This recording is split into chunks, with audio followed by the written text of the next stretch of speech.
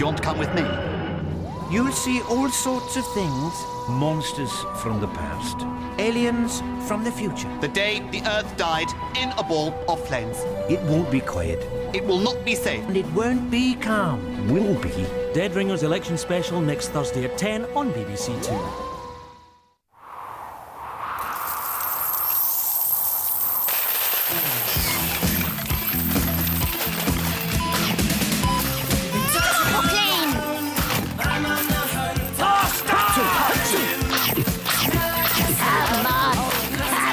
Just where do the parties plan to spend your money? All the issues. All the angles. The general election. All on the BBC.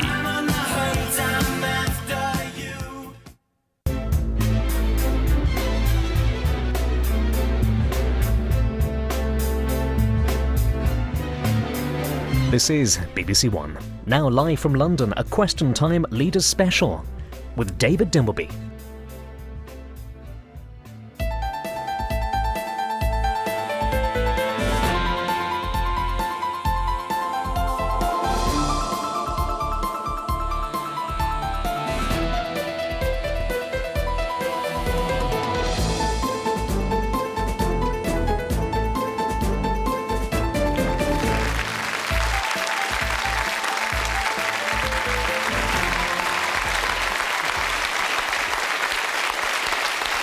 Good, thank you very much. Well, good evening. Welcome to a very special edition of Question Time. With just a week to go until polling day, tonight the leaders of the three main British political parties are going to face questions from our audience here. Carefully chosen to be a cross-section of voters. And as always, the people in the chair won't have prior knowledge of the questions that are going to be put, nor of the points that are going to be made. And as always, you can comment on what you hear at home if you want to by texting us 83981. And if you go to CFAX page 155, you'll be able to see what other people are saying. Or you can, as always, email us bbc.co.uk/questiontime. Now, Charles Kennedy for the Liberal Democrats will go first. Then Michael Howard for the Conservative Party. And finally, Tony Blair, Prime Minister for the Labour Party. So, will our first challenger sign in, please?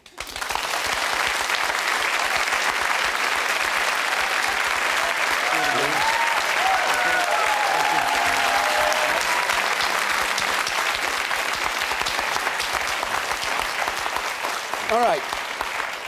Our first question, Mr. Kennedy, comes from James Gray, please.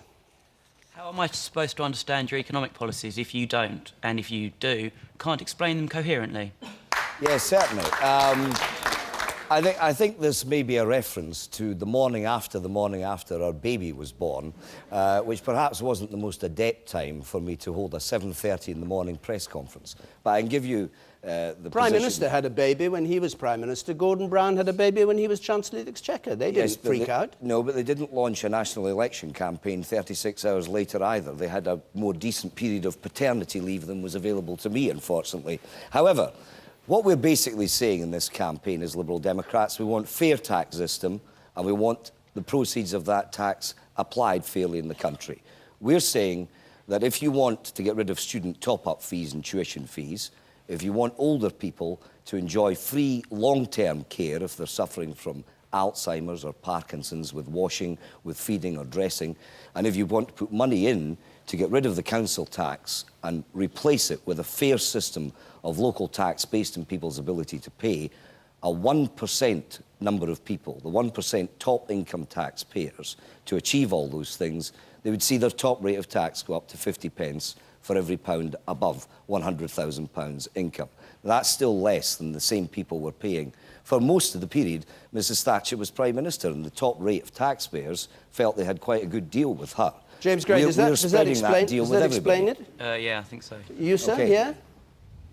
Are you worried that the local income tax, which will affect people who earn roughly more than £40,000, as I understand it, will take away potential sort of middle-class voters from the Conservatives to vote for you, and they'll obviously decide they don't want to do that? Well, if you have a household income in the region of £42,000, when you begin to get above that, you will pay more. That's about a quarter of people in this country do pay more under our local tax proposals. But the Institute of Fiscal Studies today has been looking at all three parties, their views on these and other matters. They say that 70% of people will benefit from our local income tax proposals. The big winners, let's be honest about this, will be pensioners. 6 million pensioners will be taken out of local tax altogether. But there will be losers, and we've been quite honest with people. You've got two parties on offer at this election, Labour and Conservative, applying different forms of sticking plaster to council tax. We say you've got to do something about the wound. You've got to heal the wound. And at least we've been honest enough, and I think brave enough, to come forward with a new local tax proposal. We argue it's fairer, but we don't try and pretend, whatever system you have, that some people will be better off as a result, others will be worse off. But the vast majority will be better off. But you hit people on modest incomes, couples on modest incomes, quite hard.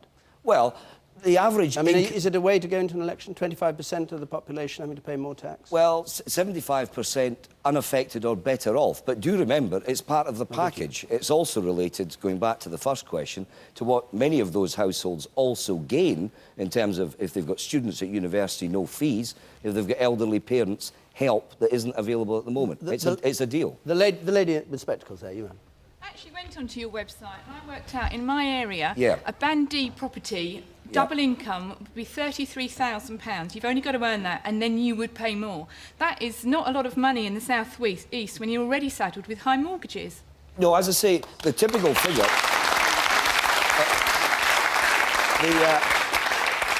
33,000 is an awful lot less than 42.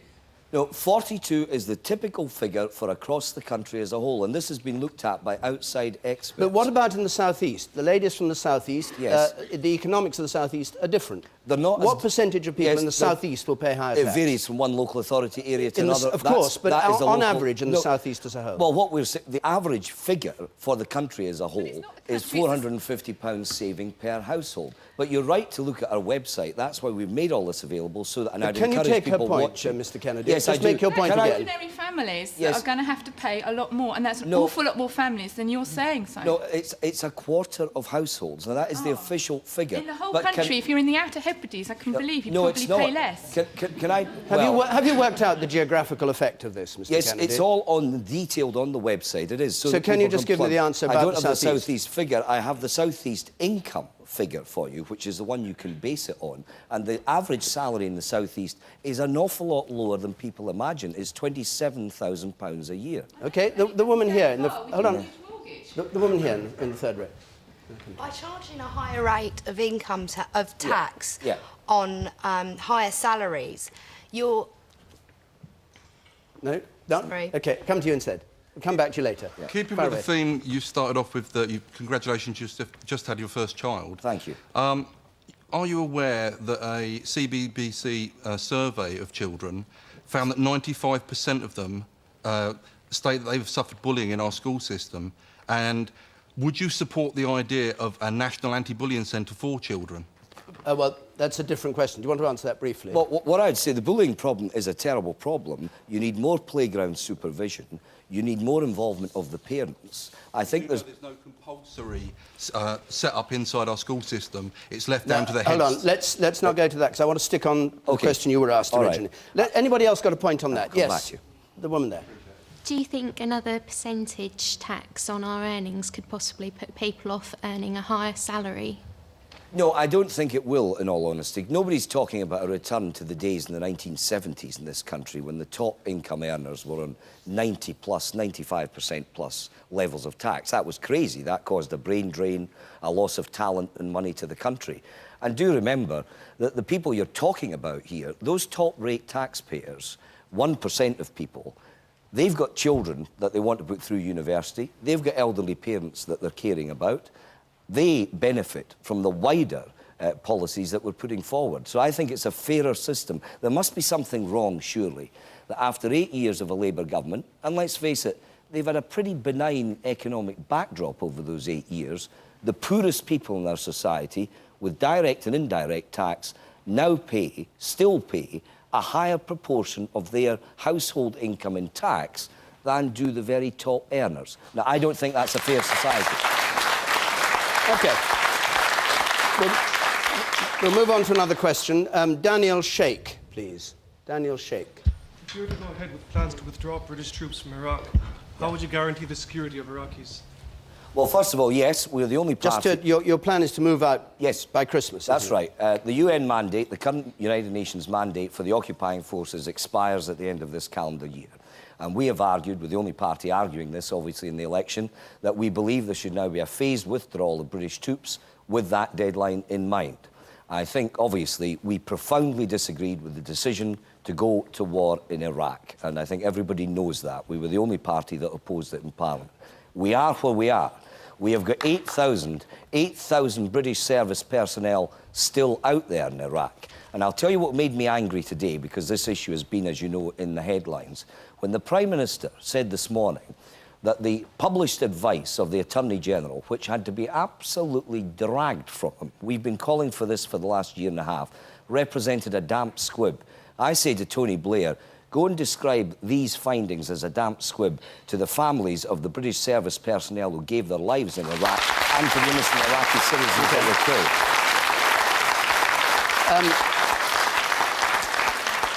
The question was how you would guarantee the security of the Iraqis if the elected Iraqi government asked British troops to stay. I'm afraid... Would you pull them out and say, to hell, we're not interested in... wash our hands of all this? I'm afraid that amongst the many principled arguments we put forward against the war, it was the fact that one sovereign country, without international mandate, could go and invade another sovereign country and regime change that sovereign country. We're all pleased to see the back of Saddam, but this was never the way to go about it. Therefore, it is becoming a sovereign state. It has the right to take its own decisions, and I personally now don't believe, nearly 2 years and more after the event, that the continuing presence of occupying troops offers the Iraqis a better long-term solution. I think we should come home. Of course, Saddam would still be there if you had your way. Not necessarily so. The Iraq Survey Group said, when they looked at the country at the time, that the military, the ethnic breakdown and the financial circumstances were such that had he been exposed, had the weapons inspectors been given time, and we'd found out in Iraq and outside Iraq he didn't have weapons of mass destruction, his biggest club to maintain his power base would have been gone. That's the tragedy of the situation. Do you believe it'd have gone? I think there was... the Iraq Survey Group, who are closer to this than any of us, said that the conditions were there for an implosion of the regime. The woman at the back. You talked about sovereignty. Do you think sovereignty is absolute?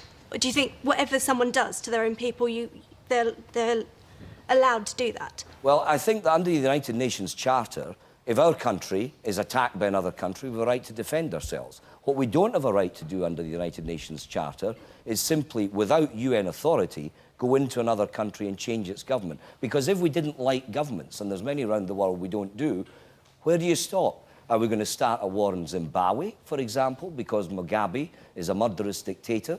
Are we going to invade North Korea? Where does it stop? The world order breaks down. We went into Kosovo. We did, but there was... And you supported that? We did support the entry into Kosovo. Isn't that an illogical... No, we supported the government's action over Afghanistan. We're not viewing this from some easy... No, but you said without the United Nations agreement. There was no United Nations agreement. Well, the issue about Kosovo was the position of the Russians at the time, and although the Russians couldn't bring themselves to vote for that... The position of the French on Iraq, exactly the same. What's the difference? The position was not the same, because the international community was so shattered, not just at Security Council level, but within the UN generally. OK, you, sir. So you're honestly saying that if the Iraqi government come to you at Christmas and say, we need British troops to stay in Iraq, you will just disregard what they say and pull them out? I'm afraid to say I think the responsibility for a British government at this stage, 2 years after the event, with the loss of life we've suffered, with the amount of innocent civilians in Iraq that we have been... But surely more innocent civilians will die if you pull the troops out. Well, we don't even... I have to say to you, I don't think that will be the case, because I think that the occupying troops are the Americans more than the British, it has to be said, but the very presence of occupying troops is acting as a force for the insurrectionists within Iraq. But do remember, when you say, wouldn't more Iraqis died, we can't even turn round as a country and say how many innocent Iraqis did die, because we've never bothered to do the body count. When I say not in my name, Mr. Blair, it's not just that I disagreed with the government on the policy, I'm ashamed of what the government did in the name of our country.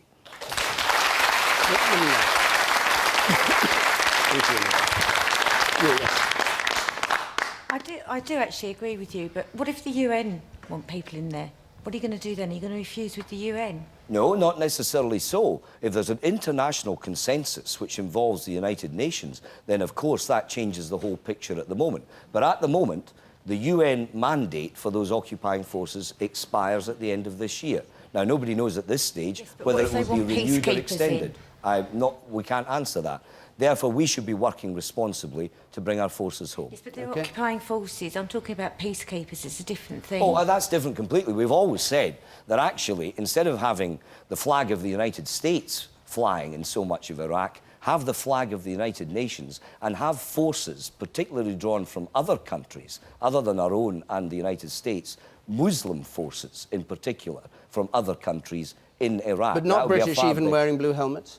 Oh, British, by all means, wearing blue helmets. Okay. That's a very different commitment. The man up there, and then I come to you. Yes. So you're saying if you win the election and George Bush says to you, let's go to war again, without the authority of the UN, you'll definitely say no? Correct. And I've said that to George.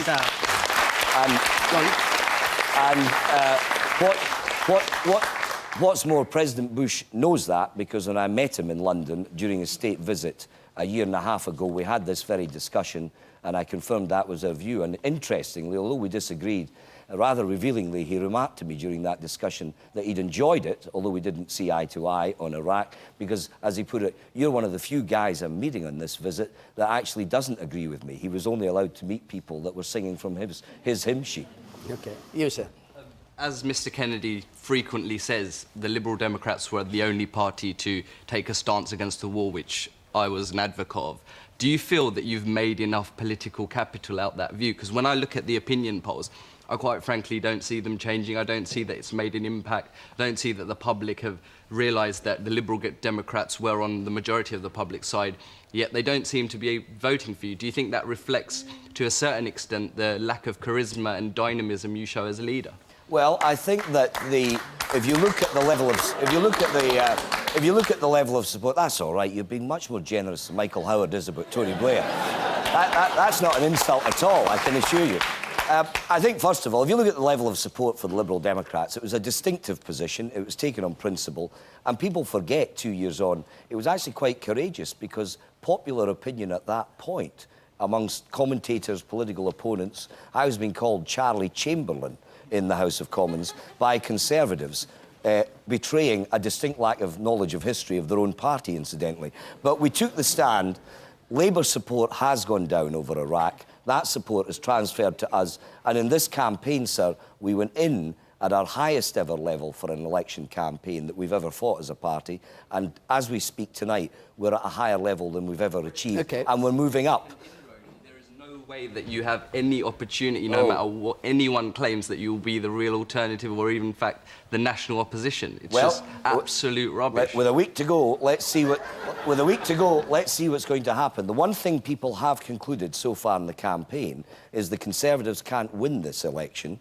They don't like the idea of Tony Blair back with another three-figure majority. Therefore, what are they going to make their minds up over these next few days?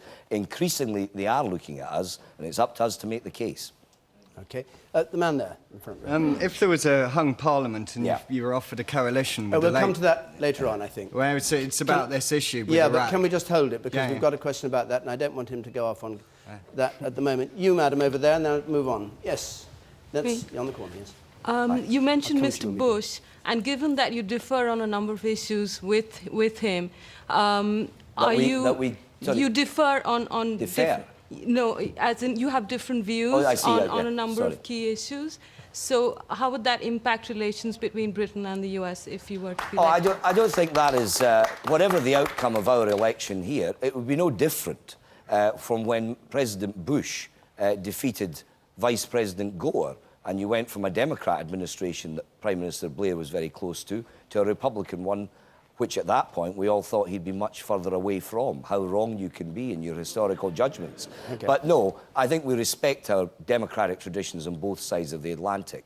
And remember, this is not about anti-Americanism on our part. I had one of the happiest years of my life as a student in the United States. This is about disagreement with an American administration, which, remember, half the citizens of America don't agree with either. All right. Lauren Cox, please. Question from Lauren Cox.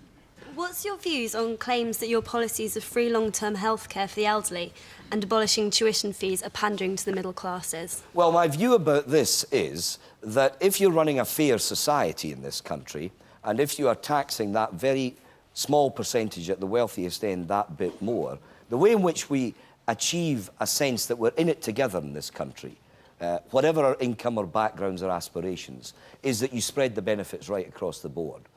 Somebody kindly mentioned about us becoming a family within the last couple of weeks. Now, my wife and myself are lucky in the sense that academically we got the opportunity to go to university and we got degrees, and that's helped both our lives and careers subsequently. But that same night in that same hospital, there were people without, perhaps, university degrees, perhaps not aspiring ever from their backgrounds to have had that opportunity, but they benefit, just as we did, from the clinicians, the consultants, the doctors that as a society we've invested in to give that knowledge and that skill. But isn't Lauren Cox's point that these things are at present means tested, and by making them a universal benefit, you're helping people who can actually afford to pay something towards them? They suddenly won't have to. Is that your point, Lauren? Partly. Also, I think it kind of depends on whether you think that both of those aims could actually be achieved solely by the 50% tax. Well, the figures add up. I mean, Tony Blair might well disagree with me, as he does regularly in the House of Commons, about the policy, and he's doing something different. But what can't be denied is that the money that comes in more than makes up the money that would go out for those policies. Now, I think it's fairer to treat society on an equal basis, because if we go down the other route, as we are at the moment with pensions, say, more and more means testing, more complexity, more pensioners in genuine need who don't actually get the support that is there for them.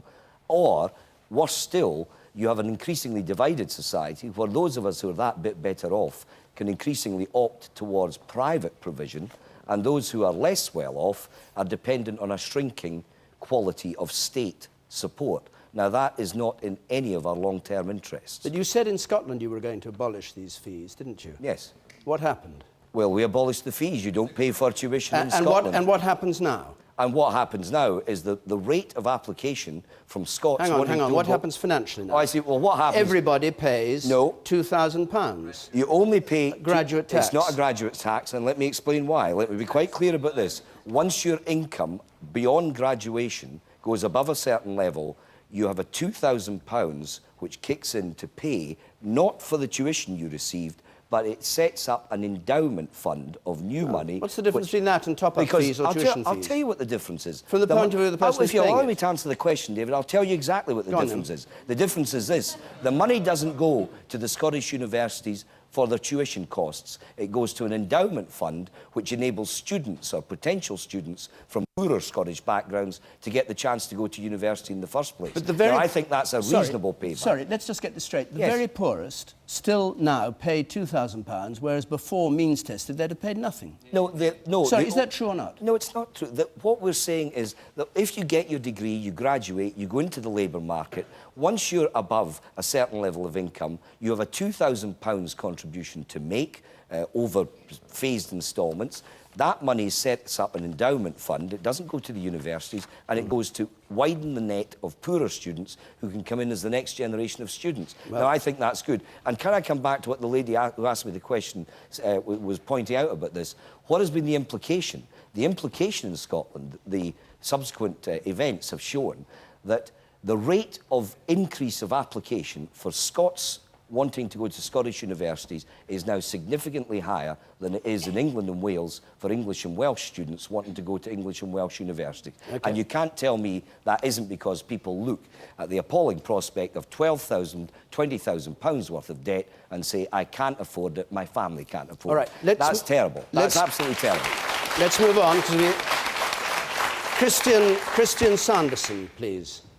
If there were to be a hung parliament next week, would the Liberal Democrats be prepared to go into a coalition with Labour, and would they support Tony Blair? No. OK, you've answered my question. Hang on. No. There are two questions. The first question was, would you go into a coalition? The second part was... Well, in that coalition, would they support Tony Blair as Prime Minister? But it's answered by the first one. It is, yes. Yeah, all right. Well, let me put a supplementary. All right. You don't go into I know you love this, this issue. You don't go into a coalition. Correct. Would you support Tony Blair? No, I mean, we wouldn't support Tony Blair. If you have a parliament where there's no overall majority next time, a government's got to be formed. Now, let's not speculate which party is the biggest single party but without a majority. But that party, which has the first opportunity to form a government, is going to have to conduct itself in Parliament by taking account of opposition parties' viewpoints, also dissenting voices in its own party. Now, I think that's a much healthier way to proceed than what we've had over the last 4 years in particular, which is a government with a big majority riding roughshod, not just over opposition opinions, but over the substantial opinions of its own members of Parliament, which is why you get student fees when they said they wouldn't, which is why you get a war in Iraq, which is why they say they're not putting up tax, and then they turn around and increase national insurance. No wonder, heavens almighty, people are so cynical about politics in this country. If politicians had to listen a bit more, it would be better. The woman up there. Yes. So if they had a different leader, would the answer still be no? The answer would still be no, because the 6 years I've been leader of the Liberal Democrats, I'm, the last time I counted, on my third leader of the Conservative Party, and I don't base my political activity by who happens to be leader of the Tory party, and I'm certainly not going to base my future activity by who may or may not be leader of the Labour Party. I'm confident about myself and about the Liberal Democrats, and the other two can look after themselves. Who would you prefer to have as Prime Minister? Charles Kennedy. Apart from Charles Kennedy.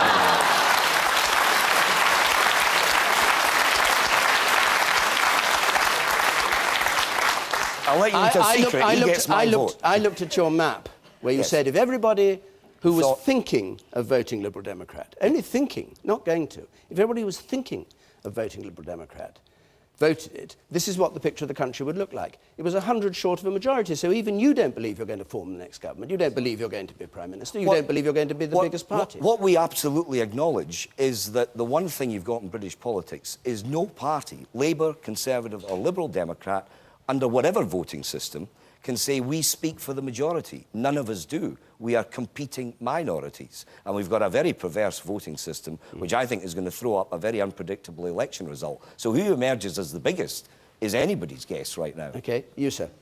OK, so if Gordon Brown actually takes over mid-term, so would you then consider a coalition party? No, because I don't think that if you're in the serious business of politics, and whether you agree with me and agree with us or not in this room or watching this programme, what you do want from your politicians, I think, is a consistency of principle and values. And you can't, by definition, in my view, be consistent and principled about your values and your approach if you're willing to shuffle around with them. Well, what do you do in Scotland? Depending who happens to be the leader of another party. In Scotland, the difference is you have a voting system which recognises that in Scotland, just why as not in the jump UK ahead of the as a voting whole, system in Westminster and start doing exactly what you do in Scotland, negotiating, make conditions, do deals? Why not? I mean, what purpose is there, the Liberal Democrat Party, if you don't do that, if you're in a hung parliament? Well, I'll try and answer if you stop asking so many questions.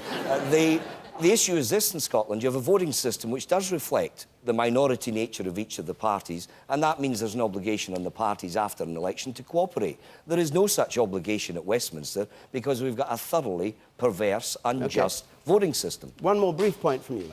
I agree with you about the electoral system. So if you did get into government, would you work to bring a proportional representation system in for Britain? You bet I would, and you bet I would, not just because if we were in a position to do that on our own, we'd have won under the existing system.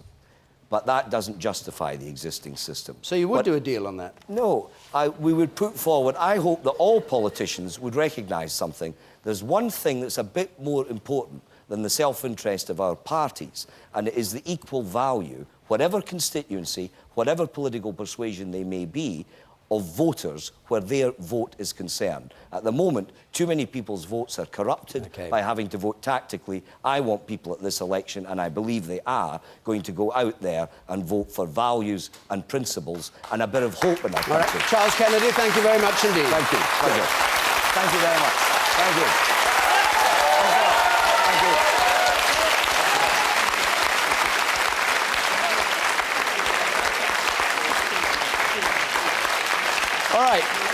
All right. Now we hear from the man who took over the leadership of the Conservative Party from Ian Duncan Smith just 18 months ago, Michael Howard.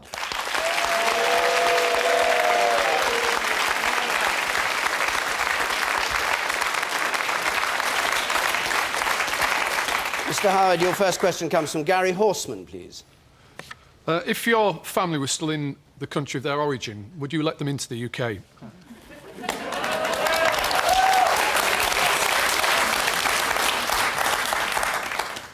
I would do what I do on every question that faces me.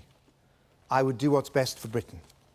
Now, what I think is best for Britain is that we have a system of immigration control which works, which is fair, and which has limits on it. I think that you need those limits. Immigration has increased 3 times since Mr. Blair came to office without anybody being consulted or asked about it. Now, my father came to this country as an economic migrant. He came to do a job, and we would make provision within our limits for people whose skills were needed in this country who come to do jobs, and we'd do that after consulting with the employers' organisations to make sure that we get people with the necessary skills. That's the right thing for Britain. That's what I would do. And it would depend on whether they'd reached the limit that you wanted, whether they got in or not? Yes, it would. So they might not get in? That's possible. Gary Horseman, we've got to do what's right for Britain. Mr. Horseman, does that answer your question?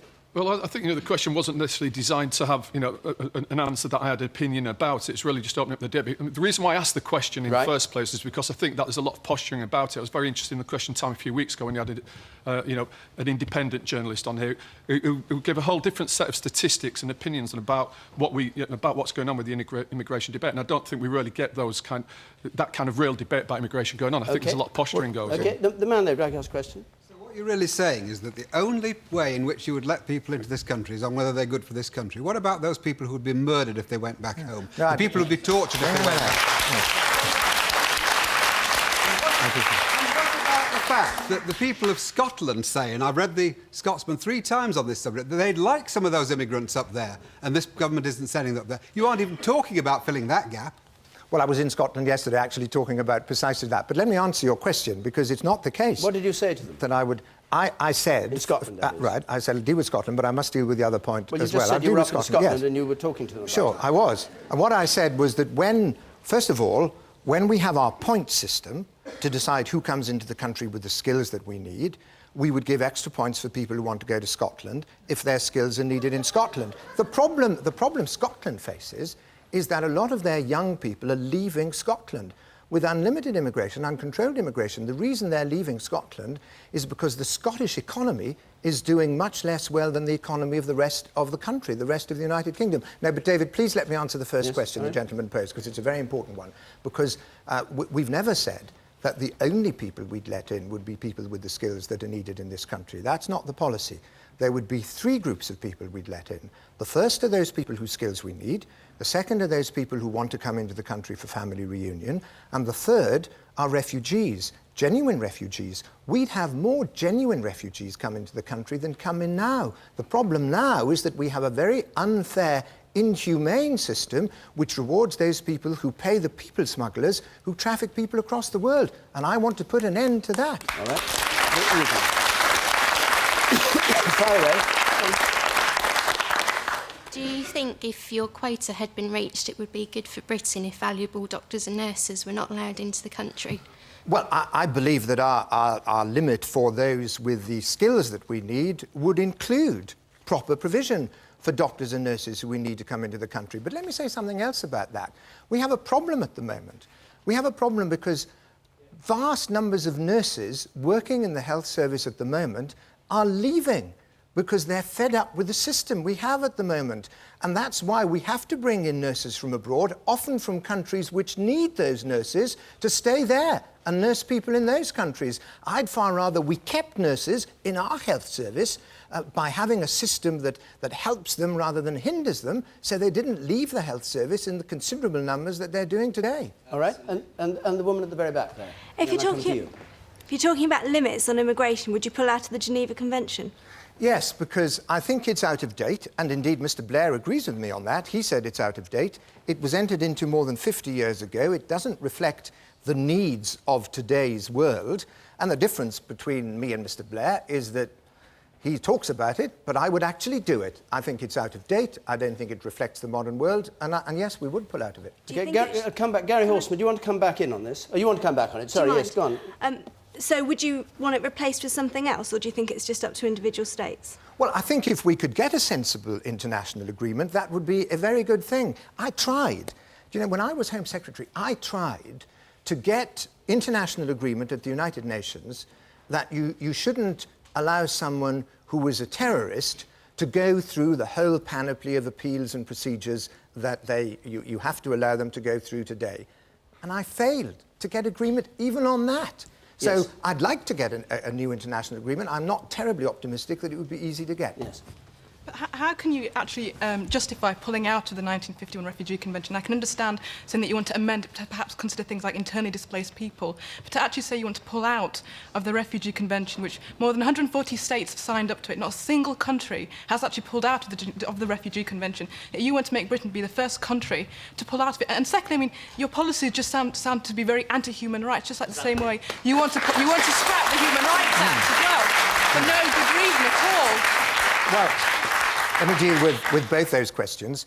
First of all, yes, I think it's out of date, and that's why I want to pull out of it. But I emphasise we would take genuine refugees, more genuine refugees than come into this country today. I think we have a duty to do that. I want this country to continue to give sanctuary, but not to the people who pay the people traffickers. I want to give sanctuary to the mothers and the children who can't afford to pay the people smugglers, who aren't strong enough to be transported in the backs of lorries halfway across the world. That's what I want to do. I want a much fairer and more humane system than we have today. OK, let's have a question from Lucy Elliott. Lucy Elliott, please. Hello. Calling people liars and raising potentially damaging issues over immigration. Do you worry about the effect your negative campaign is having on our society? Lucy, we have put forward... We've put forward from the beginning of this campaign the things we want to do for our country. Our 5 commitments are cleaner hospitals, school discipline, more police, controlled immigration, lower taxes. Let me tell you a little bit about the importance of school discipline. School discipline is crucial. I went to a terrific school this afternoon. It was a joy to behold. And there are many tremendous schools in our country, but there are many where children just are having their education wrecked because of the activities of 1 or 2 disruptive children in the class who spoil the opportunity for others to learn. So we have to do something about that, and what we do is give head teachers the right to exclude. So we've been putting forward our plans. But it's a choice at this election. It's a choice between parties with different programmes. And one of the things that people have to take into account when they decide is not only the programmes that the parties are putting forward, but whether those parties are likely to deliver on their promises. And if you have a situation in which, as is the case with Mr. Blair, that before 97 he said there'd be no need to increase taxes, and he did immediately afterwards, and he did the same thing before the last election, and he promised, he said he was opposed to top-up fees. I'm not sure you're answering Lucy Elliott's point. I think I you am, aren't, because you're talking about Mr. Blair, and we're here to listen to you talk about your policies, and I want to go back to Lucy Elliott and just ask you what it was you were thinking of and whether Mr. Howard is answering your point. I think that the campaign from the Tories seems to be terribly negative, and I keep hearing about liars, and I've had children who are now talking about Tony Blair being a liar, which I don't think is healthy. And you're talking about schools. I don't want children to think that as adults we can go around accusing people of being liars. Well, let's see. How many people in this audience think that Mr. Blair told the truth about the war? Put up your hands. There aren't very many, so it doesn't look as though I'm alone. And the important thing is that if you are to make an assessment... The word liar was what it was about, yes, Mr. Howard, not about whether people thought people were telling the truth. It's the use of the word liar, I think, isn't it, that you're objecting to? That's the objection. Well, I'm afraid I tell it like it is. And I tell it as I see it, I'm afraid. What you see is what you get, I'm afraid. I'm going to be perfectly honest and straight. I'm very direct. And I think that I think... No. I think that it's important that people are able to take into account, in deciding whether someone's going to keep their promises and deliver on their programmes, the extent to which they've done so in the past or the extent to which they've misled people in the past. Is George W. Bush a liar as well as Tony Blair? No, he justified the war in Iraq on an entirely different basis. You, I don't think he Michael is. Howard, I know you hate me because I'm an asylum seeker, yeah? No, I don't. No, of course you do. No. And the language you use towards asylum seekers are insane, I'll tell you. You don't know what it feels like, yeah? What you're saying towards asylum seekers, you're treating them as dirt. You see them, racism is not even the word for it, yeah? You see them as dirt, as filthy. Like Hitler used to see you and your parents 60 years ago, all right? Before you came into this country. No. And I'll tell you that. Well, I'm afraid I completely disagree with you. No, I don't know how you came to the country or where you come from. You don't know what it feels like. But you I can't want talk about to a human give... being like that because you're an asylum seeker yourself. And you're your parents. Do you know what I mean? No, it's not. That's not actually true. No, of course. But I want more genuine refugees in this country than come today. What's a genuine refugee? How do you know a genuine refugee from... Well, I tell you how we do it. We would take people from the United Nations. There are people all over the world, no, mothers and children, mothers and children no point just shouting who down. desperately need sanctuary. They're the people we should be giving sanctuary to, not people. I don't know how you came here. I don't know your circumstances. But the truth is, I think you've been very evil. The truth. All right, I'm afraid refugees, and you do not talk language like that. No, again, I'm afraid you know the truth is, and I don't understand how the British government allows people for you to be in a government. All right, you've made your point. I'm afraid the truth is... No, I want to go on to somebody else. The man at the back there in the white shirt. Thank you. Mr. Howard, is the Labour government putting pupils and students under too much pressure these days? In the last at least 7 years, I must have taken at least 60, 70 written exams. That is too much. Well, it's an off-the-wall question, but if you'd like to answer it, then it's a very interesting one. Yes, but don't go on too long about it if you don't mind, because we've got a long agenda here tonight. Hang on, it's a very important one, because there's nothing more important than education. And I think the answer to your question is almost certainly yes. What we've said we would do is to set up a committee under Chris Woodhead to look at the curriculum, to see if the national curriculum can be slimmed down, to look again at the kind of exams which people sit and the tests which they sit. I think we've got to keep the exams, but we've got to make the exams more useful than they are today, more useful to the people who sit the exams and more useful to the employers who need to be guided by them. Too often they're a smokescreen. Let's just go back to where we were. Yeah, just reverting back to the liar. In the polls at the moment, you're a bit behind Labour. How does it feel to be less trusted than someone you've called a liar? Well...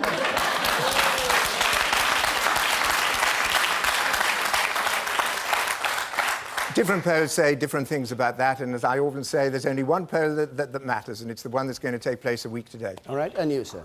I think Michael Howard's absolutely right to call Tony Blair a liar. He's got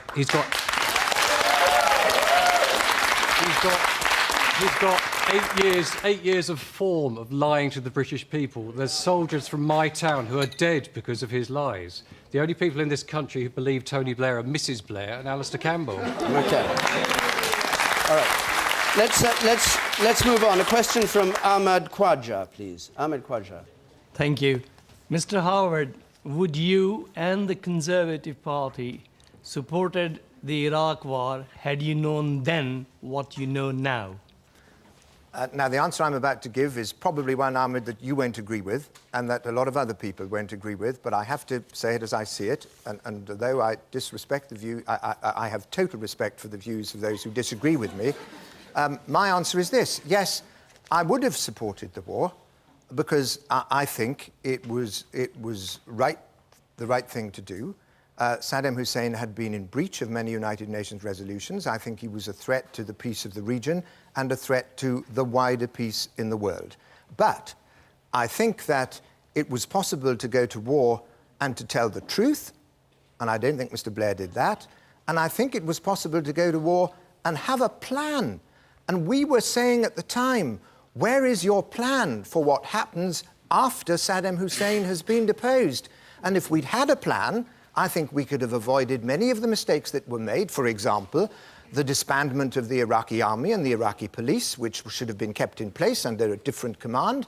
And if that had been done, we could probably have avoided many of the difficulties which we still face today. But, Mr. Howard, the question was, if you knew now what you didn't know then, would you have gone to war? What you know now is there were no weapons of mass destruction. Are you saying you would have still gone to war against Iraq if you'd known there were no WMD in Iraq? Yes, that's exactly what I'm saying. On what grounds? On the grounds that I've just given, that Saddam Hussein was a threat to the peace of the region, was a threat to wider peace. He had tried to get weapons of mass destruction in the past and used them. He would have tried again, and he was in breach of several United Nations Security Council resolutions. Now, that's not a view that will meet with universal approval or agreement. But would it meet with the Attorney General's approval? And I have to, well, that you'll have to ask the Attorney General. No, but do you think?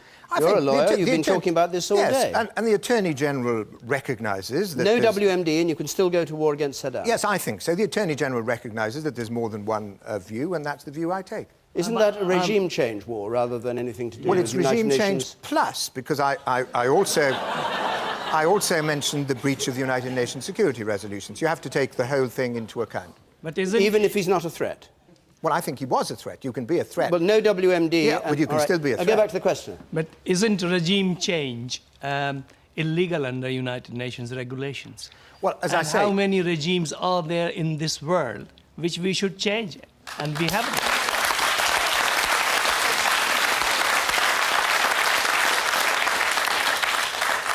Well, I mean, regime change on its own isn't enough. You have to have other things as well. And what you had in the case of Saddam Hussein was the breach of a number of United Nations Security Council resolutions, and you had Security Council Resolution 1441. Now, the interpretation of that is quite controversial, but there is a perfectly respectable view that that did provide the basis for the action that was taken. And that's my view. Now, you're perfectly entitled to disagree with it, but that's my view. Okay, the man there with the black tie.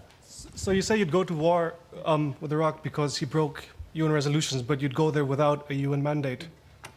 Yes, well, the argument is whether the argument is that whether what was contained in Resolution 1441 was a sufficient UN mandate. There was a UN mandate in that resolution. Some people say it wasn't enough. Others say it was enough. That's the argument. Okay, the man down here. I think what I find amazing sitting here is that Tony Blair clearly made a mistake going to Iraq, and you're actually sitting there saying that you would do the same thing. Yeah.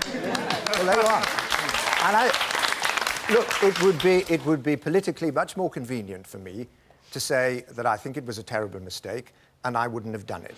But I'm afraid I've got to be straight about it. Even though it is politically inconvenient, I've got to tell you the truth as I see it. And the truth as I see it is that it was the right thing to do. And you would have gone, just to get this absolutely clear, you would have gone, if you'd known all the intelligence that was there and all the things that were discovered subsequently, without any WMD, without any immediate apparent threat, simply on the grounds that he hadn't abided by 1441, by the resolution, regardless of whether there was a real, genuine threat to this country or the world at large. No. I've said it was more than one thing. It was a combination of the fact that... Well, it can't be regime change, because Goldsmith has said it can't be, under law. Not just regime change, but... Not at all regime change. No, look, David, what I'm saying Sorry, is what he actually says is regime change cannot be the objective of military action in the thing that was at least released this morning. What I'm saying is that I think he was a threat to the peace of the region, a threat to the wider peace, and he was in breach of United Nations Security Council resolutions. That's my view, and others may disagree. Okay, the man there. And I'll come to you next. Yeah, you clearly supported Tony Blair in regime change in Iraq, but would you support it to dispose of another evil dictator such as Robert Mugabe in Zimbabwe? Millions of people die. He might not have weapons of mass destruction, but he's surely just as evil, and yet nothing's done about it.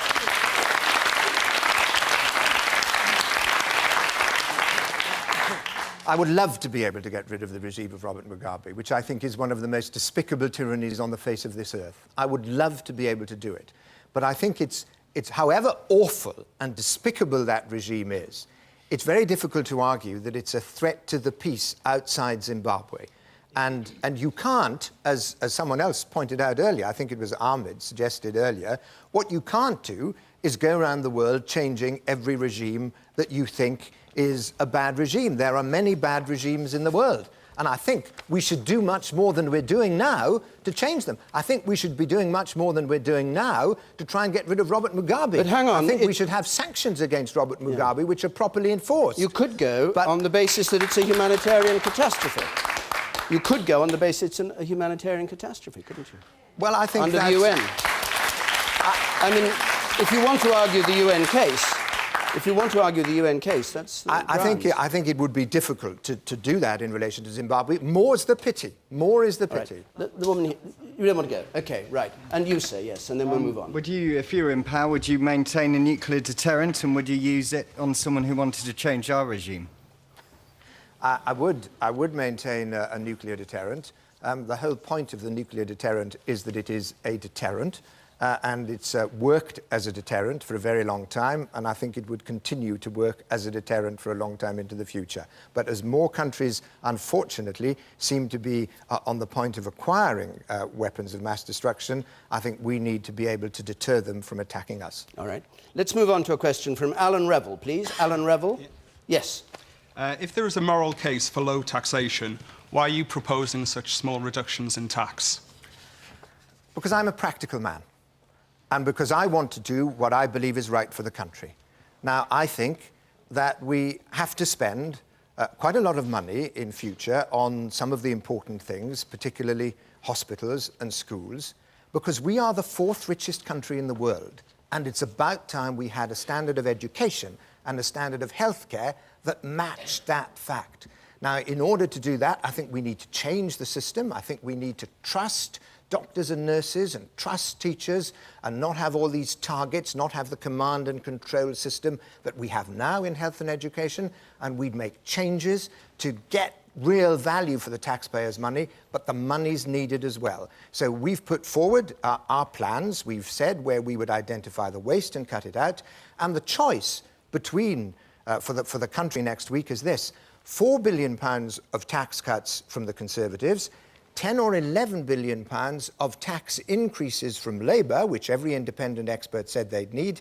That's a difference of about £1,000 for a typical family in the country, so it's a pretty sizable amount. Would, a simple question, if you're returned as a government and you're Prime Minister, would your government increase the percentage of the nation's wealth created each year that's taken in tax, leave it the same, or reduce it? You're talking about the tax burden? I'm talking about the amount of money the government receives from all of us here in tax. As a proportion of income? Yes. Of national income? Yes. It would go up. It would go up, so taxes would go up under the Tories. No, we'd cut taxes. The tax rates wouldn't go up. But we'd be paying more money. What's the difference? Well, what always happens, you know this perfectly well, David, what always happens as an economy grows is that with the same tax rates, the proportion of national income that's taken in tax goes up. It would go up much less with a Conservative government than it would with a Labour government. And we would cut taxes across the range in our first budget, cut taxes for people trying to get a foot on the housing ladder by raising the stamp duty threshold to £250,000, help people who want to save for their pensions by giving them an extra £10 of tax relief for every £100 they put in their pension fund, and cut taxes for pensioners by giving them a 50% discount on their council tax bill for every household where every adult is over 65, up to a limit of £500. So every age range in the population would be helped by what we are proposing in tax cuts in our first budget. Do you have an ideal figure of what you think the tax take should be for a Western economy in the beginning of the 21st century? Do you have a target, since you make a moral issue about tax? No, I don't have a particular figure in mind. We do say that it would be lower. It would be 40% under a Conservative government after a period of time, as compared to 42% under Labour. And you've always got to balance the need for proper public services with the need for a low-tax economy which will encourage people to use their hard work, their skills, their energy, their enterprise to the full. And it's a balanced judgment that you have to make at each budget every year. OK. As long as you promise not to talk about bullying again, you can have just one quick comment. Bullying is very important. No, but he's already asked this question before. Well, it'll give you continuity throughout the show. No, I don't want that. All right. You're talking about taxes and you've talked about education and discipline in schools. Would you ring-fence some of the money you raise through taxes to make sure that bullying is actually...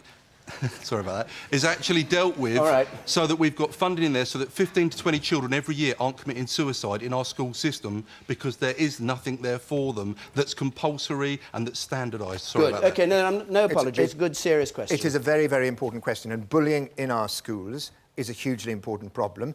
It's a part of the discipline problem which I was talking about earlier, and we have to tackle this. if our children are to get the decent chance in life that they need. I'm very lucky. I come from an ordinary family, but I went to a good state school, and I've benefited enormously from that. And I want every child in this country to have the same kind of chance that I had. So, to come directly to your question, if you give... I'm not sure that you need to ring-fence the money. If you give the head teachers the power to enforce discipline, what happens at the moment is if a head wants to exclude someone from school, someone who's been guilty of bullying, for example, that head teacher can be second-guessed by a panel who take the appeal. They may know little about the school, they will know nothing about the child, and if they override the head teacher, Tory idea, wasn't it? they undermine the head teacher's It's a Tory authority. idea. And we learn from our mistakes. All right, good. We learn from our mistakes. Clear it up. That's the point. And you just very briefly, ma'am, then want to move on. Yes, just quickly, if you would. Thank you. The current government refuses to implement the Royal Commission on long-term care because it says the country can't afford it. Now, you're proposing tax cuts. Does that mean to say that the Conservative Party won't implement the recommendations either, even bearing in mind that recently the Commons Select Committee on Healthcare said that it should be implemented? Right. Well, it's a very serious problem. And one of the worries which older people have is that they will have to sell their home in order to pay for the costs of long-term care. No, that's not the thing I'm talking about. I'm talking about the fact that when people receive care from social services in their homes or in residential care or in nursing homes, they have to pay for the personal care, being helped to wash and dress and go to the toilet. That's got nothing to do with having to sell your house to pay for a place. OK, well, I misunderstood the question, and you're quite right. I think there are questions to be asked. This is about the dividing line between nursing care and personal care, because nursing care is free and personal care isn't. And I think there are real questions to be asked about the dividing line between the two. And we would look again at the dividing line between the two. OK, let me take a quick question from Kirsty McIver, please. Kirsty McIver. How will your subsidisation of private healthcare give greater choice to patients when still only those who can afford it will be able to go private? This is the idea that you'll pay towards people who go into private healthcare. Well, you see, there are lots of people who go for private healthcare at the moment who can't afford it. There was an item on the news this evening about someone who had to sell their home in order to get the private care they needed because they had to wait so long for their treatment under the NHS. These are all people who've paid their taxes. They've paid towards the cost of their NHS treatment. The poorest won't get advantage of this. People who really can't afford anything, it's only you'll be giving a bit of money, as I understand it. We'll be giving half the cost of an NHS operation. An NHS operation if someone wants to go private. And these are all people who've paid their taxes. They've paid for the cost of their NHS operation. They're lessening the NHS waiting lists by going into the private sector. I think it's only fair that they should get a proportion of what it would have cost the NHS. After all, would you do the same for... It's a good deal for the NHS, because instead of having to pay for the whole of the cost of the operation, they're only paying a contribution, a half of it, and that person goes off the waiting list. Would you do the same for schools? People want to go private? No, what we would do for schools, no? it's not quite, because we're very practical about this. We're very pragmatic. There's a difference between the two. The problem in health is overwhelmingly one of capacity, so we want to encourage more capacity. The problem in education is a bit different. You don't have children on waiting lists in general. I know there are some in London at the moment, and that's a disgrace. But in general, children are not on waiting lists to go to school. It's a question of choice and quality and standards. And so we would encourage, what we say is, if private sector can provide education at the same cost as the state, then children and parents should be able to choose that private school, but only if it's the same cost as the state. I have to stop you there, Mr. Howard. I'm sorry Jack Skillen wasn't able to ask his question, which is, are you thinking what we're thinking?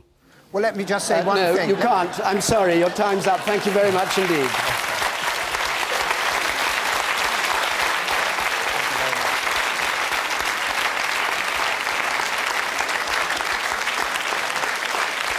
Well, all right. finally, tonight, the man who wants to lead the Labour Party to a third victory after 8 years at number 10, the Prime Minister, Tony Blair.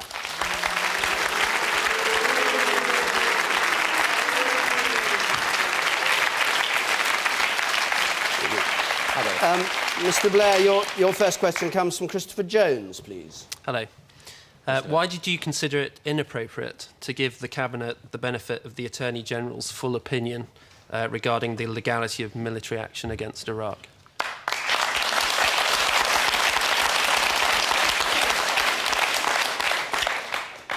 Because we had the Attorney-General there at Cabinet, and he was able to tell people his opinion, explain his reasoning, answer any questions that they had. And in the end, remember, for the past few days, it's been said that the Attorney-General advised that it was illegal to go to war. He didn't. He advised it was lawful. Now, I totally understand why there will be people in this audience tonight who very, very strongly disagree with my decision to take this country to war in Iraq. Okay? All I can say to you is this. It's not a matter of the Attorney-General's advice because it's been shown that he advised it was lawful.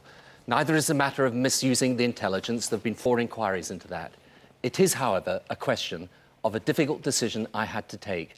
Was it better to leave Saddam in power or put him in prison? I think it was better to put him in prison. Christopher Jones' question isn't about the Attorney-General's final decision. It's about this document, which you have been avoiding publishing for the past 2 years, and were forced to publish at 11:30 this morning suddenly. And did this document go before Cabinet?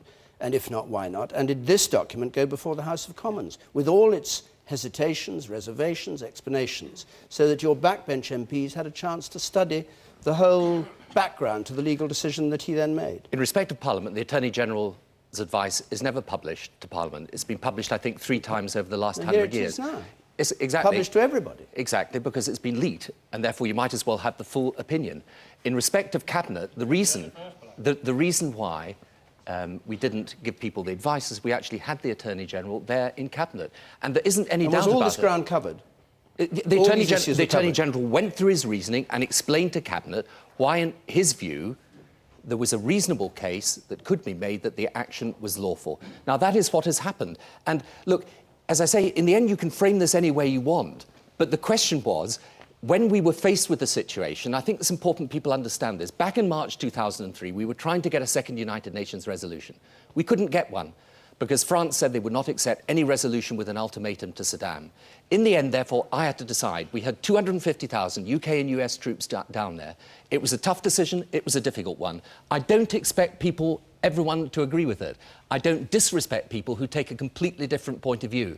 But I'm afraid this was an occasion, there was no fence to sit on, I had to take the decision and I took it. Okay. Christopher Jones, you asked a question. Do you want to come back on that? Yeah, the thing I don't understand is, that given the importance of the decision, and I take your point that the Attorney-General was there in Cabinet, but I read that opinion today and it makes interesting reading, and I just can't understand why the Cabinet, who are a bunch of clever individuals who you rely on, weren't given the opportunity to see that document as well as question the Attorney-General. But because they actually had the Attorney-General there in person. But what? And therefore, in a sense, what was important was that he was able to take them through the reasoning in person and say to them... But not that piece of paper. No, because he was there able to explain it orally himself. And look, in the end, the only question is, did the Attorney-General advise that the war was lawful? He did. But in the end, the decision about this, it isn't really to do with the Attorney-General. It was a political decision that had to be taken. Look, I've been over this ground, I don't know how many times in the last couple of years, and I totally understand why some people feel that this was the wrong decision to take. But I happen to believe, for the reasons that I gave, it was the right decision. All right. Let's hear from you, sir. Did any member of the Cabinet ask to read the Attorney-General's guide? No member of the Cabinet asked for it because the Attorney-General was there and able to take them through it personally. Right. You, madam? Was the Attorney-General present at the Cabinet meeting before or after he changed his mind? He didn't.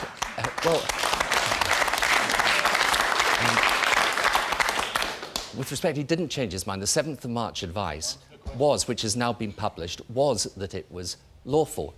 And when he came to Cabinet, he explained, as he says in his advice, of course it's better to have a second resolution, but if you can't get one, then the action is still lawful for the reasons that he gave. All right, the woman here. I think it's very interesting that you describe your decision as a political decision. What it was a political decision to support your best mate, George Bush, in his re-election campaign. The other point is you always say, oh, it's perfectly OK because Saddam Hussein is a really nasty guy. Clearly that is self-evidently true. It is also an academic point. The reality is George Bush would have invaded and removed Saddam Hussein with or without your support. Well, first of all, it wasn't an academic point for the hundreds of thousands of Iraqis who lost their lives under Saddam Hussein. Right? It was important for them. Now, you may say that I took the action simply for America. I didn't. I took it because I believed it was in the interests of this country. If we had backed away and left Saddam in power, immeasurably stronger because we had backed away, I think that would have been bad for the security of our region and our world, and therefore of this country. Now, as I say, you know, you can conduct this debate in whichever way you want, but I took that decision in good faith. And sometimes when you're sitting in my seat as Prime Minister, you have to take the decision. That's the decision I took. You've got a very difficult job. You're Prime Minister, but it is your job to make the right decision, and you made the wrong one. Well, that's your view. But it's interesting, isn't it, that today we actually have a democratic government being formed in Iraq. Isn't that something we should actually be proud that we helped bring about? All right, one more point. Yes. As I understand it, the Attorney General expressed reservations about the legality of the war. And why not just give the full legal opinion? Because many MPs might have changed their mind under those circumstances. The other point is, when you presented your evidence to the House of Commons, you said it was authoritative and full evidence. I can't remember the exact words. Yet the intelligence said to you it was sporadic and patchy. That is a lie. You lied to this country, and that's why we can't support you at the following election.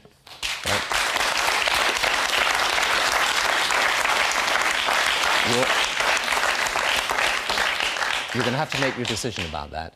Before you make that decision, though, the interesting thing about the intelligence, and there have been 4 inquiries into this, all of which have found the same thing, that I acted in good faith in relation to the intelligence.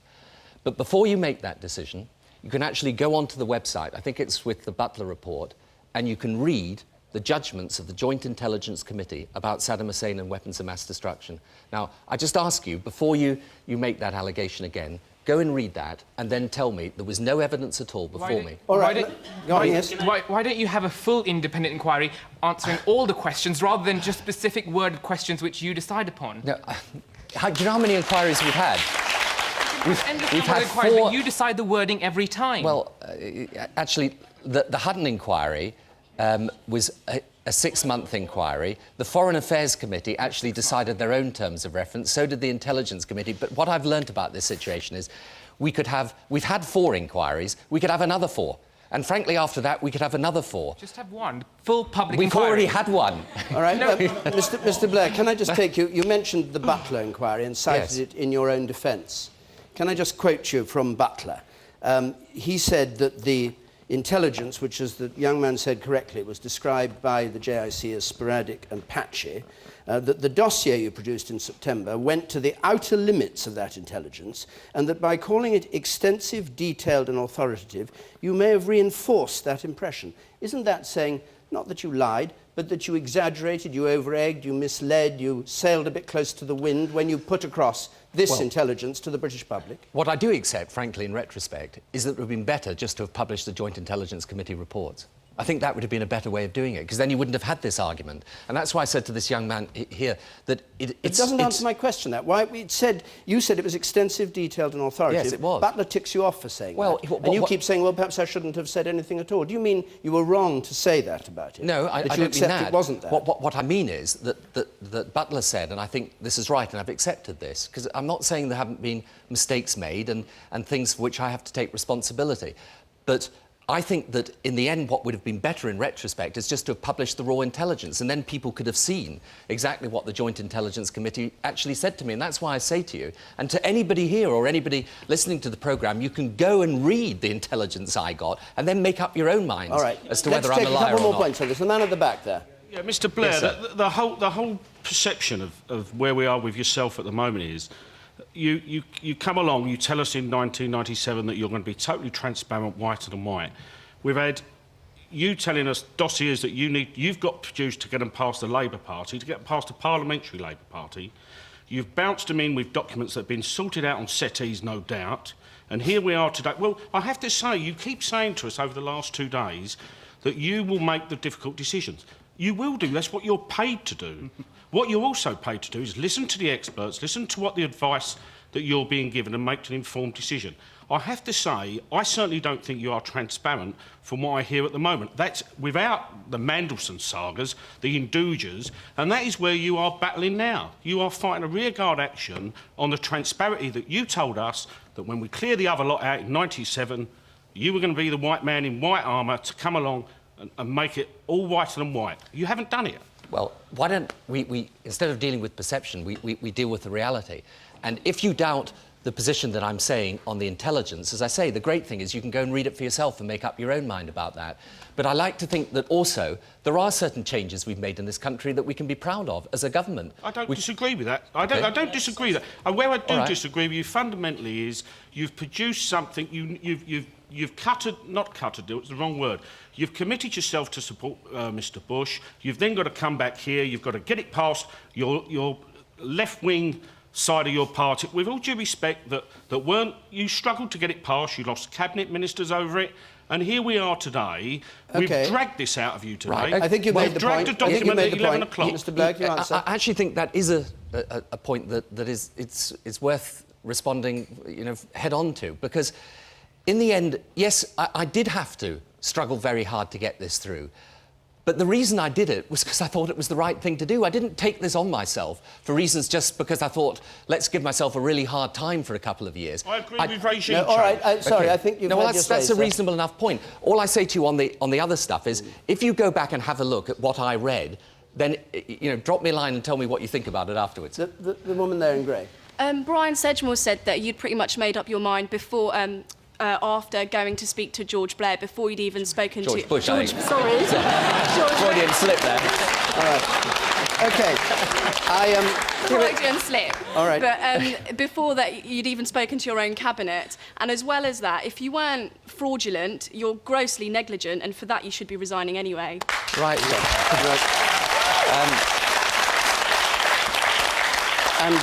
First of all, I don't really know how Brian Sedgmore would know, since I don't think he was ever present at any discussion I ever had with George Bush. In fact, I don't even remember ever discussing it with Brian Sedgmore. But secondly, you've got to make up your mind about it. Look, I've taken my decision, and I would just like to point out to you that, in the end, if I'd taken a different decision, that too would have had difficult consequences. If I decided the course that you want me to take, Saddam Hussein would still be in charge of Iraq today. People would have been dying in Iraq. No, without television cameras there, it's true, but they were. Don't speak to me about it, speak to Iraqis about it. That is why the decision was difficult. It was difficult to remove him. All right. It was difficult you may to not leave say him there. something. You've I had took your the hand up decision I sometime, thought was you've right for the spoken country. twice already, so no, you can't. I want to move on because I've got to watch the clock here, and so I'm going to go to another question now. From Tom Röhricht, please. What new stealth taxes do you plan to introduce first? Right.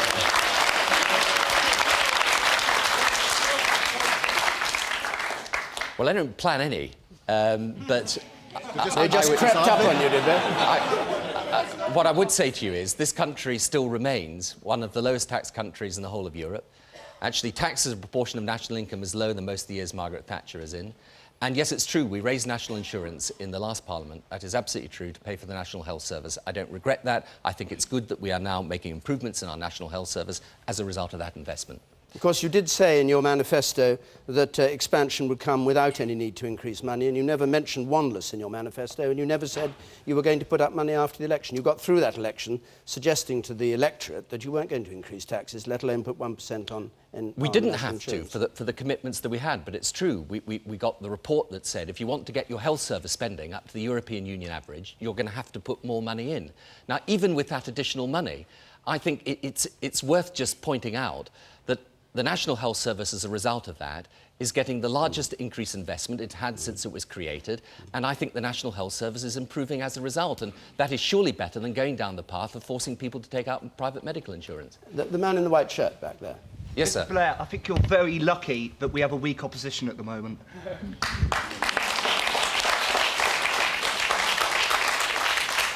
Right. Well, do you want to expand on that, or is that it? I take that's not a compliment, so... OK, the man in the grey shirt there, at the very back row. No, Yes, in the sir. back row there, yes. Yes. Mr Blair... We're on tax, remember.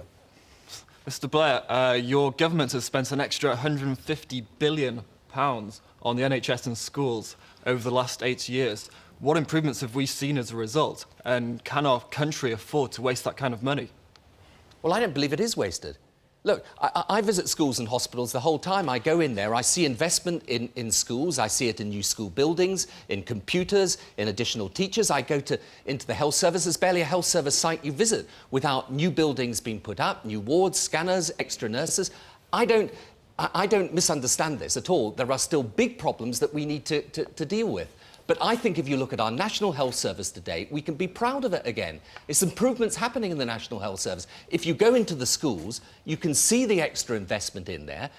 That's on the basis of a strong economy, and that's why I want to keep that investment going in. And I don't accept the Conservative charge it's all wasted or it's all going on bureaucrats. Actually, it's going to give our kids a better education and people a better deal on health. OK. The woman there in black, you ma'am. Can we have some more cleaners, please? Yes, yes, that's a good point. OK, and we need that. The woman further along in grey, who's spoken already. Yes. The National Health Service has improved. Why am I still waiting for 8 months for a consultation? Where's the improvement? I visit a filthy hospital. I visited Casualty a couple of weeks ago. There was a 4-hour wait. I don't see an improvement. Where is it? Well, I think there is real improvement in the health service.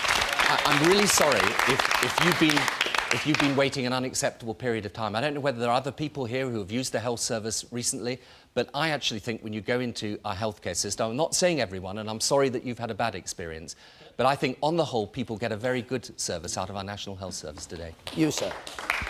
Yes, sir. You certainly should be, you know, congratulated about the investment you've made. You've doubled the figures from 33 to 67 billion this year. Right. Right.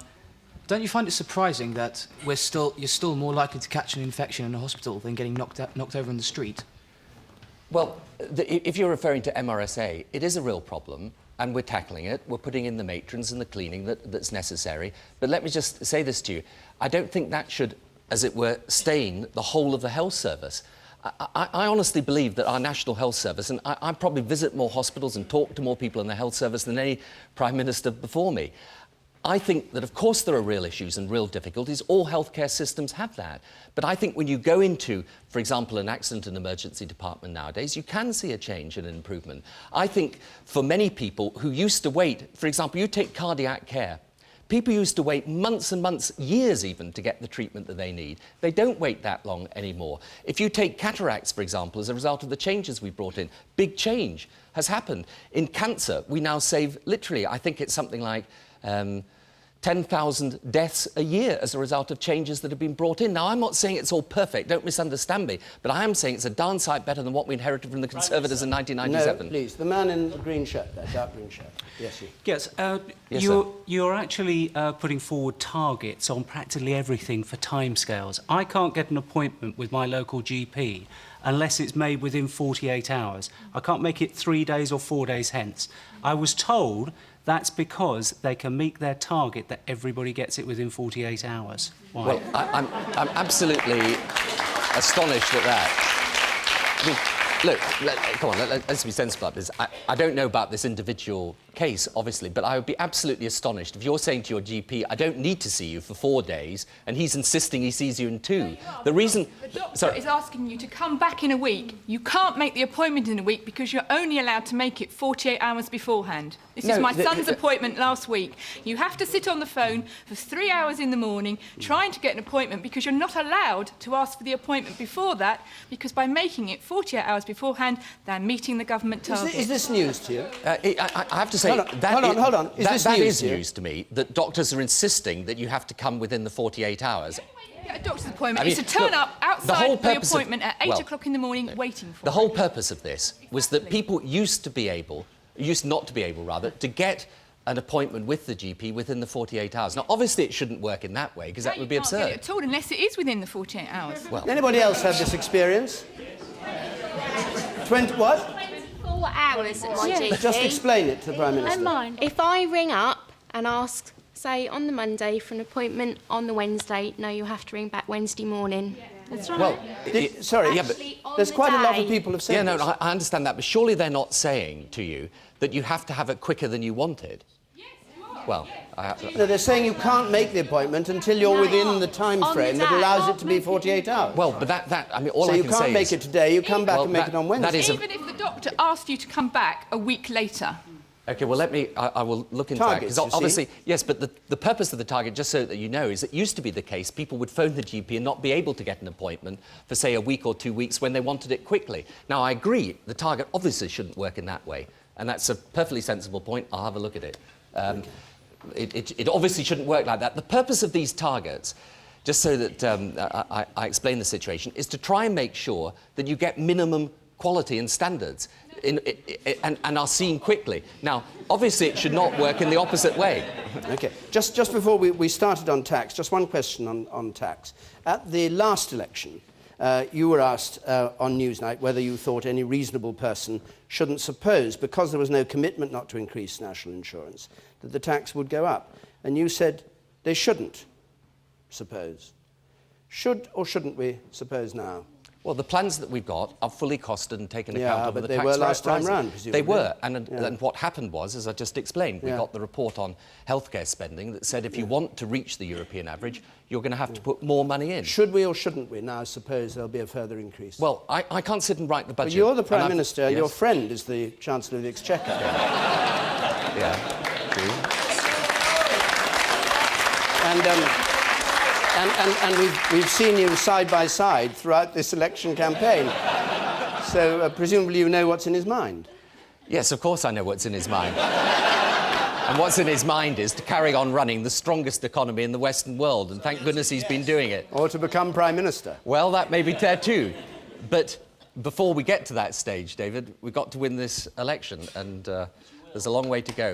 Oh, right. Oh, so he is going to become Prime Minister? No, I haven't said that either. I've simply said that before anybody has the right to say they're going to be Prime Minister, we've got to get through the next week. You've said you're going to stand down during this next Parliament. Are you going to vote for him as leader of the Labour Party?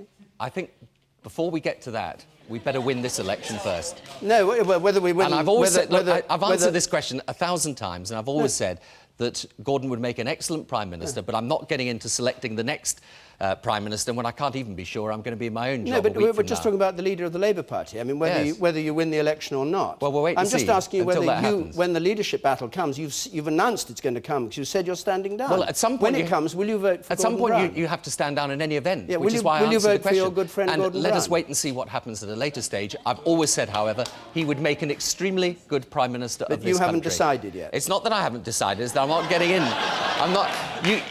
I'm not getting into those questions until we've decided this election, and actually that's for the public to Well, I decide. wonder what he has to do to get your vote. Anyway, let's go on to another question. Andrew Thwaites, please. Andrew Thwaites. Yes, I wonder if you Andrew. could clarify what you meant in your 2001 manifesto when you said we will not introduce top-up fees and have legislated to prevent them.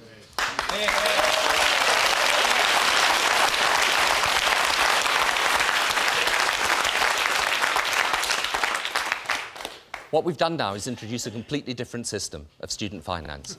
And let me... Well, we have, and let me explain. Yes, but it's not top-up fees, as with the old system, where you paid the fees as you went through university. It's important people understand what this proposal is. From now on, people will pay no fees as they go through university. They will then, and there will be maintenance grants, reintroduced, £3,000 a year for the poorest students. Then when students graduate, they will pay back into the pot a fair repayment system based on their ability to pay. So, for example, if you stop work, or you're a woman and you start to raise a family, or, for example, for any reason you become ill or unemployed, you don't pay. And the system is one in which we're able to get more money into the universities, more people able to go to university, without anyone having to pay fees as they go through the system. You didn't say that in the manifesto, did you? No, I didn't say that about maintenance grants being reintroduced for You just poorer said you students. weren't going to introduce top-up fees and had legislated to prevent them. Yes, And but now this we've is got the top-up fees. legislation to prevent them, Tony? Where is it? Yes, but this is... Oh, no, I want... Where is it? Where is the legislation to prevent top-up fees? You said there was legislation to prevent them. Where is it? We had legislated... It doesn't exist. No, I'm sorry. it existed because we said we were going not to introduce top-up fees. When did it exist? The legislation prevented us introducing top-up fees. The legislation we then introduced in this Parliament changes the system entirely. And instead of paying any fees as you go through university, you make a fair repayment after you graduate. Now, the only alternative to that, with the greatest respect, is either the Lib Dem one, which is to impose this 50% top rate of tax and pay for everything through that, or the Conservative one, which is to privatise the student loan book, which will end up with graduates paying a real credit card rate of interest on their student debt. Now, I happen to think our system is fairer. We already, incidentally, in this country... Well, you shake your head, but it's true. I think it's easy for you to say you went to university for free. You went to university for free, and there was an option. You gave us one option as students. You gave us one option. It's this way or nothing, and now you're saying, oh, but it's fairer. What would be fairer was if you, people that have graduated, started paying back too. And I know there's a lot of people, there are lots of people that have graduated that would not mind doing that. And it's easy for you to sit there and say to me, who's now got debts of £8,000 and £10,000, that it's fairer. It's not fair on me because you got your education for free, Mr. Prime Minister. Andrew, when I was going through university, there were 5% of school leavers that went through university. Right now, it is 40% of school leavers. I put more investment, or you do actually, as the taxpayer, you put more investment into a student's education at university than you do into a secondary school pupils or a primary school pupils. Even under our new system, 5/6 of the money comes from the ordinary taxpayer. I don't think it's too much, instead of taking more money from the ordinary taxpayer, to ask people when they graduate to pay something back into the pot. Right. I think that's a darn sight fairer than putting taxes on the ordinary population. This man here, you. Mr. Blair, Yes, I sir. made an important observation since September in that every MP I've spoken to, and when I ask them about you, they all say that you're a great politician. But isn't it worrying that none of them, and I mean none of them, have actually referred to you as a good leader? Well, I know you've spoken to, obviously, but the decision... Can't ask him to give the names, I don't No, know. I don't, but, you know... You can give the names. Go on, then name the names, then. Name them. Serious? We're always serious on this show. Look, you're going to have to make up your own mind about that. Look, there's no point in me sitting here and saying, oh, yes, I am a good leader, I'm not. You're going to have to decide who you want to lead this country. And on May the 6th, you're either going to have Michael Howard walk into number 10 Downing Street or me. And if you want to keep the economy strong and the investment in our public services there and the measures to help families in this country that we've introduced in the past few years, you should vote for the leadership that's delivered. Hang on a second. Hang on a second. The woman in cream there. I was going back to the university question. Do you think that perhaps 40% of school leavers going to university is too many because a lot of them can't get jobs once they leave university? You have to be brief, Mr. Blair, if you would. It's entirely up to them. I don't force anyone to go to university. But if people want to go, you've got to have a system of funding universities that's fair. Fair to the student, fair to the taxpayer. A system that is linked to people's ability to pay when they pay nothing going through university is a lot fairer than a system where we prevent, as the Conservatives would do by a cap on the university numbers, people who want to go to university going there. Right. I think that's the return to the elitism of the past, and I don't want it in this country. Mr. Blair, can I just ask you one last question? We've had Mr. Kennedy in that chair, we've had Mr. Howard in that chair. Why wouldn't you debate directly, face to face, with them in the...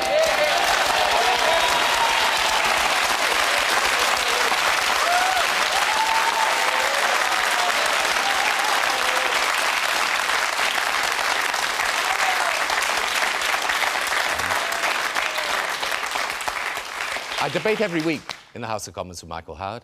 I'm here to answer questions tonight. And all right. I probably do more discussions, not just with audiences like this, but with people when we talk about the issues than any politician before me. All right. Mr. Blair, thank you. Thank you very... sorry, hang on. Thank you very much. No, we've reached the end of our time. I'm sorry. Will you be quiet? Mr. Blair, thank you very much indeed. Thank you. And sit down, if you would. That ends this special edition of Question Time. I'd just like to thank the party leaders who took part and thank all of you who came here today. But will you be quiet? You can speak to Mr. Blair in a moment. But just be quiet while we end the program. Will you be quiet while we finish the programme, please? All right, let me just say lastly, for viewers in Wales and Scotland, there are details on our website of important editions of Question Time tomorrow on BBC One, which have the leaders of Plaid Cymru and the Scottish National Party on them. Next Thursday, Question Time is off the air, of course, because of the election, but we'll be back the following Thursday. We're in Leeds on May the 12th. We're in Edinburgh on May the 19th. You know the number to ring if you'd like to come. It'd be very nice if you could. Of course, you can comment on our website as always. In the meantime, from all of us here in London tonight, good night.